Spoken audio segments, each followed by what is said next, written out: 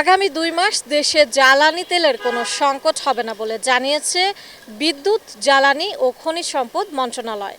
বিষয়টি নিয়ে এটিএন নিউজের নিয়মিত আয়োজন আমাদের কথা অনুষ্ঠানের আজকের পর্ব। আপনাদের সঙ্গে আছি আমি সাইমুম জান্নাত প্রভা। দর্শক, এ বিষয়ে জনসাধারণের মতামত শুনবো, তবে তার আগে চলুন দেখে আসি এই বিষয়ে এটিএন নিউজে প্রচারিত একটি প্রতিবেদন। মধ্যপ্রাচ্য পরিস্থিতির অবনতির পর থেকে সরকার নানাভাবে আশ্বস্ত করার চেষ্টা করছে দেশে জ্বালানি সংকট নেই। তবে বাস্তবতা হচ্ছে তেল নিতে তীব্র ভোগান্তি, দীর্ঘ হচ্ছে পাম্পগুলোতে যানবাহনের সারি, ঠেকানো যাচ্ছে না তেলের মজুতদারি, কালোবাজারিও। বুধবার সচিবালয়ে বিদ্যুৎ, জ্বালানি ও খনিজ সম্পদ মন্ত্রণালয়ের যুগ্ম সচিব মনির হোসেন চৌধুরী সংবাদ সম্মেলনে জানান, ৩ মার্চ থেকে ১৪ এপ্রিল পর্যন্ত সারা দেশে মোট ৯,০০০-এরও বেশি অভিযান পরিচালনা করে অবৈধ মজুত করা ৫,৪২,২৩৬ লিটার জ্বালানি তেল উদ্ধার করা হয়েছে। মজুদের টেন্ডেন্সিটা কমিয়ে আনার চেষ্টা করছি, পাশাপাশি সরবরাহ চ্যানেলটাও ঠিক রাখার চেষ্টা করছি। আজকে দিনে টোটাল আমার ডিজেলের মজুদ আছে ১,০১,৩৮৫ মেট্রিক টন, অকটেন আছে ৩১,৮২১ মেট্রিক টন, যেটা লাস্ট আপনাদের সাথে যখন আমি ব্রিফ করি তখন ছিল মাত্র ১০,০০০। জ্বালানি সংকট মোকাবেলায় সরকার সব ধরনের পদক্ষেপ নিচ্ছে বলেও জানান তিনি। ডিজেল আজকে দিনে আমি খুবই কমফোর্টেবল। অকটেন এবং পেট্রোলের যে মজুদ আছে তাতে আপনাদেরকে আশ্বস্ত করতে পারছি, আপনাদের মাধ্যমে সর্বস্তরের জনগণকে আশ্বস্ত করছি যে আমাদের ইনশাল্লাহ আগামী ২ মাসে কোনো জ্বালানি সংকট নেই। এদিকে সরকারের বিভিন্ন কার্যক্রমের অগ্রগতি বিষয়ে সচিবালয়ে এক ব্রিফিংয়ে প্রধানমন্ত্রীর তথ্য ও সম্প্রচার বিষয়ক উপদেষ্টা ডক্টর জাহিদ-উর-রহমান বলেন, এপ্রিলে তেলের দাম না বাড়ালেও যুদ্ধ পরিস্থিতি দীর্ঘ হলে দাম বাড়তে পারে। সরকার রিফাইন্ড পেট্রোল এবং অকটেন ইম্পোর্ট যথেষ্টই করেছে, সে কারণে যে সংকটটা, আবারও বলছি, একদম কোনো সমস্যা হবে না তা না, মানে সাপ্লাইয়ের তো খানিকটা সংকট আছে, আসলে এটা ফ্যাক্ট। যদি এটা কন্টিনিউ করে দামে কিছু অ্যাডজাস্টমেন্ট প্রয়োজন হতে পারে, আমি আবারও বলছি প্রয়োজন হতে পারে, মানে এটা হবেই এরকম কথা না। প্লিজ, আমি আশা করি কোনো ভুল ফটোকার্ড বানাবেন না।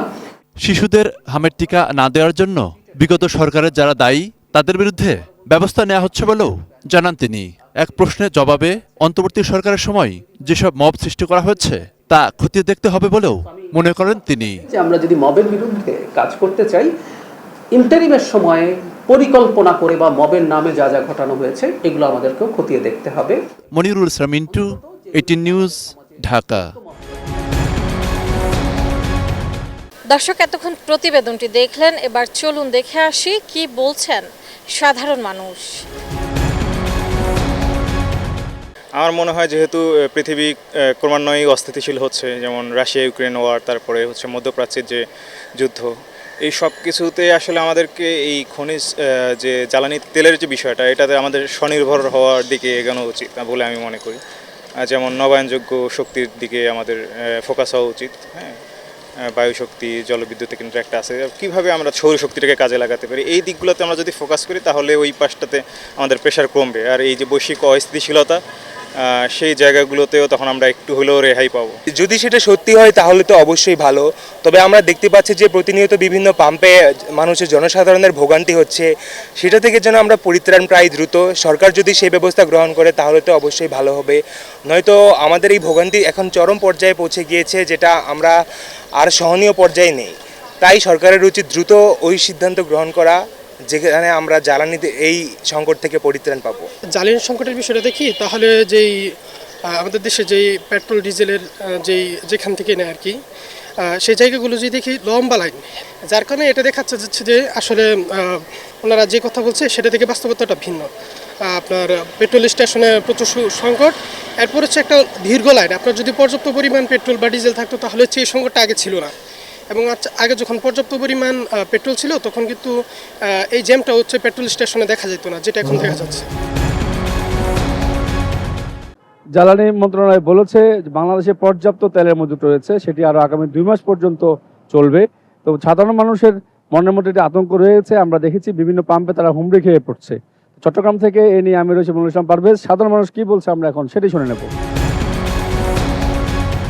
আগে আমরা যেভাবে পর্যাপ্ত পরিমাণ আমাদের যেভাবে দিত ডিজেল, আমাদের ডেলি 1 গাড়ি ফেলে 1 গাড়ি 2 গাড়ি ফেলে 2 গাড়ি এভাবে করে যেভাবে ফাইতাম এগুলো দিত, বরাবর ফেয়ার করে দিতাম, তেল দিয়ে দিত। কিন্তু এখন আমাদেরকে ওইখান থেকে একটা বান্ধি দিচ্ছে, এই বানিয়ে এই সপ্তাহের মধ্যে এতগুলো পাবেন, এই সপ্তাহের মধ্যে এতগুলো পাবেন, যেভাবে দিচ্ছে আমরা এইভাবে চালাচ্ছি। আগে ধরুন আমরা যদি সপ্তাহে যে 5, 6, 7 গাড়ি পাই, এখন পাচ্ছি 3, 4 গাড়ি, 5 গাড়ি, এইভাবে কম, আগের থেকে তুলনায় অর্ধেক। আমরা কি করছি যে আমরা যেভাবে আমাদের আসালাম আছে, সৌদি আছে, মার্শা আছে, বিভিন্ন গাড়ি আছে, এরপর সিডিএম আছে, ফেনী গাড়ি আছে, এগুলো আমরা রেশনি করে দিচ্ছি। আমরা ব্যবহার করবো ব্যাংকে জেনারেল মহামারী বিদ্যুৎ সংকট, জেনারেল তেল লাগতেছে, এখন তেল না রাখলে ব্যাংক চলবে না, এই জন্য নিয়ে তেল জন্য আসছে। এখন বললো নাই তো তেল নাই, আসলে দিবে, সেটা বলতেছে, বলছে এখন চলবে, তেল যদি আসে আমরা দেবো। আমরা কালকে 8টা থেকে দাঁড়াইছি বন্দরগাঁ পেট্রোল পাম্প, দাঁড়াইয়া রাতে 2টা বাজে তেল পাইছি 40 লিটার। ঠিক আছে, আমাদের তেল খাই আপনার সিঙ্গেল খায় 70 লিটার, 65 লিটার। এই সিরিয়াল দিয়ে আমরা অনেক গাড়ির দাঁড়ায় রয়েছি, 40 লিটার, 30 লিটার করে আমরা পাইতেছি। এই আমাদের হরানি সৃষ্টি এইগুলা। তেলের সঙ্গেটা আজকে মাঝে দেখতেছি, আমরা তো এখান থেকে লই, এখান থেকে তেল আজকে তেল সব উঠে গেছে, তেল আসলে দিবে, এই জন্য বসে গেছি। আমাদের কথা অনুষ্ঠানে খুলনা থেকে স্বাগত জানাচ্ছি আমি মোহাম্মদ অসীম। আগামী 2 মাসে দেশে জ্বালানি তেলের কোনো সংকট হবে না জানিয়েছে বিদ্যুৎ, জ্বালানি ও খনিজ সম্পদ মন্ত্রণালয়। এ বিষয়ে কী ভাবছে খুলনার মানুষ, চলুন জেনে আসি। সরকার বলছে যে তেলের পর্যাপ্ত পরিমাণ, বাংলাদেশে পর্যাপ্ত পরিমাণ তেল আছে, কিন্তু আমাদের কিছু গোষ্ঠীর লোক রয়েছে যে তারা তেল বাসায় মজুত করে রাখতেছে বিভিন্ন, কিন্তু এরাই কিছু এই সরকারের বিপদে ফেলাচ্ছে। কিন্তু সেই হিসাবে সরকারের একটা পদক্ষেপ নেওয়া উচিত যে তেল কিভাবে করা যায়। বাংলাদেশে অপুরন্ত তেল আছে, সরকার তো এসি রুমে বসে বলে, তারা তো ফিল্ডে আমাদের মতো ফেস করে না, আমরা তো ফেস করি।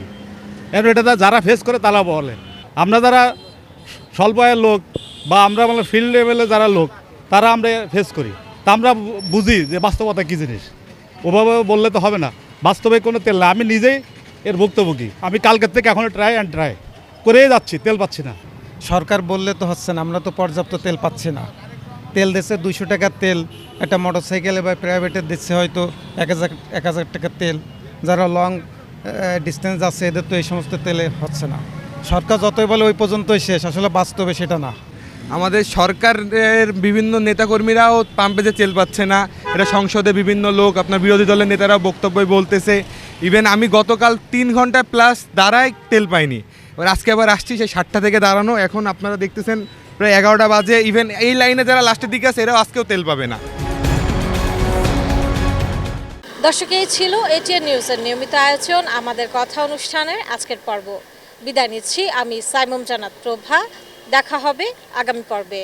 ততক্ষণ পর্যন্ত সুস্থ থাকুন, ভালো থাকুন, সঙ্গে থাকুন এটিএন নিউজের।